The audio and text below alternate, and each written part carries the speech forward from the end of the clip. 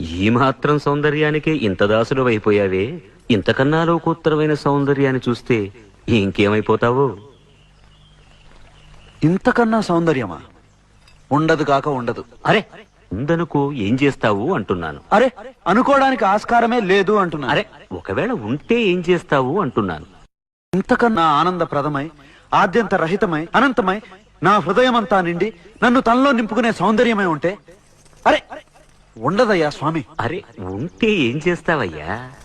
ఆ సౌందర్యానికే దాసోహం అంటాను. అయితేరా చూపిస్తాను. పద చూస్తాను.